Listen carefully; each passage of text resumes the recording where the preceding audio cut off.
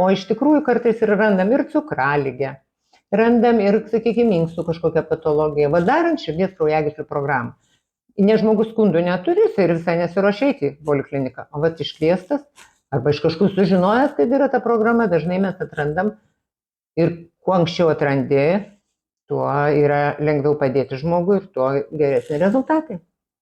Širdies kraujagyslių ligų rizikos programa, jinai reiškia, kad ištiriame širdies kraujagyslių būklę ir jų, kokia yra rizika sirgti šiomis lygomis. Anksčiau vadindavos kaip kokia yra rizika mirti nuo šių lygų ten artimiausių 10 metų laikotarpio. Dabar yra pakeista pati programos, kaip pasakyti, kryptis, kad dabar mes turim nustatyti, kokia yra rizika susirgti širdies kraujagyslių lygomis.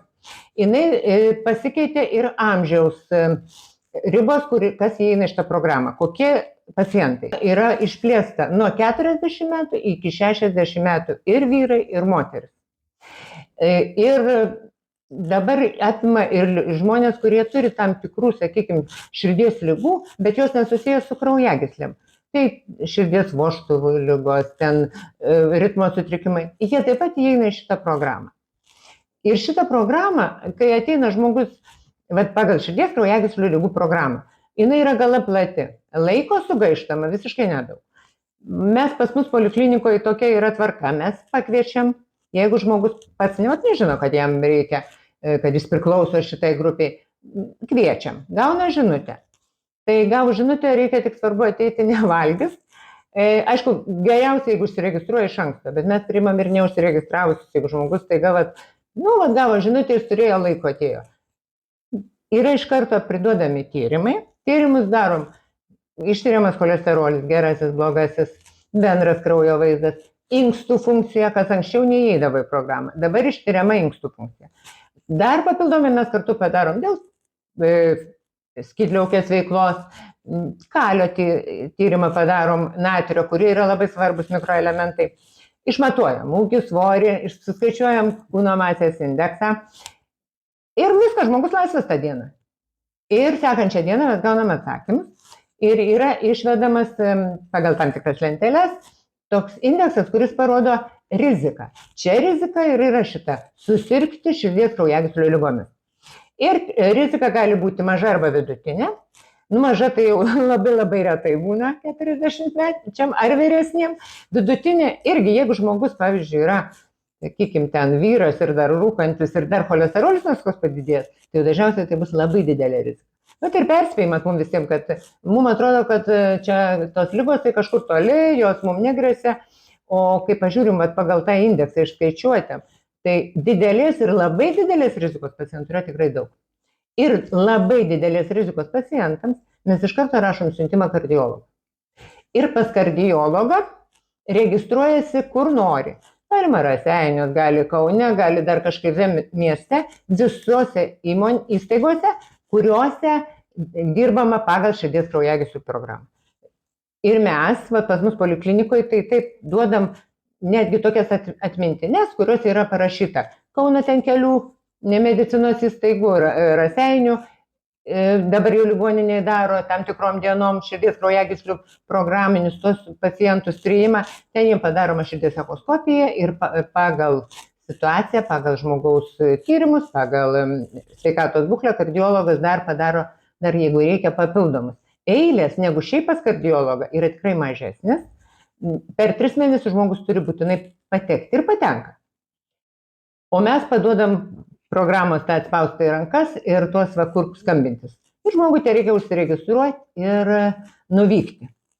Bet to darant šitą programos tyrimus šitos, ne vien tik tai, kad randam, sakykime, didelę ten riziką ar labai didelę. Labai didelė, tai iš karto rašomas yra siuntimas. Jeigu yra didelė, po pusės metų kartojam tyrimus, o tai pusę metų dažniausiai, jeigu pacientas yra didelės rizikos, tai dažniausiai yra cholesterolis didelis. Skiriame vaistą nuo cholesterolio ir paskui kartojam. Vėl lipidogramą, mokėti nereikia. Tas tyrimai ne tik už programinius, bet ir, sakykime, ten po pusmečio. Nėra taip, kad vieną kartą per metus padarėm cholesterolio ten tyrimą ir viskas. Kai reikia, ypač jeigu programinis ligonis ir jam skirtas priešlipideminis, tai yra nuo cholesterolio gydymas, tai jisai visada bus galima patikrinti, visada atlikti vėl cholesterolio tyrimą ir pareguliuotą gydymą. Kartais reikia didinti, kartais mažinti, ne visiems iš karto pasiseka tą reikiamą dozę. Ir dar noriu paraminti, kad nuo cholesterolio vaistus gerti tikrai reikia. Iš kažkur yra toksai mitas, kad kepenis gadina. Negadina tikrai kepenų. Ir kad pirkti kažkokius ten papildus ir patiems gydytis tikrai nepatarčiau. Reikia vis dėlto ateiti pas gydytoją, kad pamatytų, padaryti šitą programą, pamatyti, kokio cholesterolius vyrauja ir ką reikia gerti. Ir kadangi kepenys gamina cholesterolį, tai per jas ir veikia vaistas. Ir šitą noriu nuraminti ir tikrai paraginti, kaip gydytojas pasako, taip ir klausyti. Nes kai nuvažiuoju pas kardiologą, tai cholesterolis dažniausiai grįžta, gal jeigu kitų neturi skundų, jeigu kardiograma gera, spaudimas geras, dažniausiai vis tiek nuo cholesterolio vaisto reikia. Ir nereikia išsigąsti, o tai yra dėl mūsų gerovės, dėl apsaugos kraujagyslių. Šitą mes paaiškinam jau irgi. Mes tai mėgstam papasakoti, paaiškinti kiekvienam žmogui individualiai, ypač tas, kuris netiki mūsų tas programos reikalingumu, o iš tikrųjų kartais ir randam ir cukraligę, randam ir, sakykime, inkstų kažkokią patologiją, darant širdies kraujagyslių programą. Nes žmogus skundų neturi, jis ir visai nesiruošia eiti į polikliniką, o iškviestas arba iš kažkur sužinojęs, kad yra ta programa, dažnai mes atrandam ir kuo anksčiau atrandi, tuo yra lengviau padėti žmogui ir tuo geresni rezultatai. Ir kartais ateina žmogus visai su kitais skundais ir mes pamatom, tau reikia daryti dar šitą širdies kraujagyslių programą. Ir kai padarom tyrimus, mes atrandam ir aukštus spaudimus, inkstų veiklos sutrikimus, turiu tikrai ir šiuo metu žmonėm parašyti ir pas nefrologus, tai yra pas inkstų gydytoją, būtent darant programą atrasti inkstų nepakankamumą, ko žmogus dar nejaučia, o kai pajus jau gali kartais, jau sudėtingas ir gydymas būti. Jeigu sakykime, yra tie rizikos veiksniai ir mes jų nekoreguojam, tai yra organai taikiniai, o tai yra širdis, smegenys, inkstai. Tai galima širdies ir krūtinės angina, ir infarktas, ir širdies išsiplėtimas, kas veda link ritmo sutrikimų. Smegenys, jeigu imsime, tai kas pirmiausia, insultai, kas yra baisiausia ir kas yra vis dėlto gana dažna. Ir, kaip sakiau, inkstai. Inkstų kraujotaka yra labai pažeidžiamas, nes tie glomerulai yra iš kraujagyslės smulkutės. Ir jie greitai gali atsisakyti, kaip čia pasakyti, jie irgi pradeda kalkėti, taip liaudiškai sakant. Ir mes tai galime atrasti jau, sakykime, net pažengusią kažkaip inkstų nepakankamumą ir paskui būna, kad pasitvirtina lėtinė inkstų liga. O tai yra irgi, sakykime, tokia sudėtinga būklė, bet viena iš tų, prie kurių veda negydomi šitie dalykai.